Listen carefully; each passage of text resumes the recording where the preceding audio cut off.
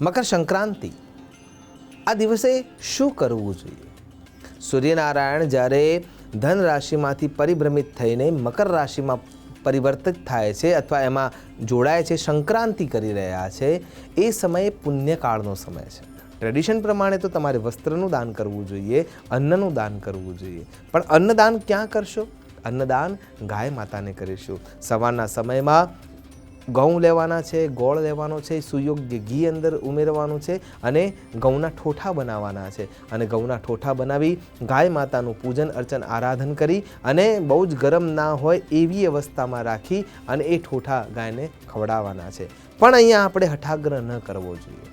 જ્યારે એની ભૂખ લાગેલી અવસ્થા છે એ વખતે જો એ ટળવળી રહી છે અને જ્યારે એને ભૂખ નથી એ વખતે તમે આપી રહ્યા છો અને પુણ્યની આશા રાખી રહ્યા છો, તો એ પુણ્ય સંધિકાળ હોવા છતાં પણ એને પ્રાપ્ત કરી શકાતું નથી.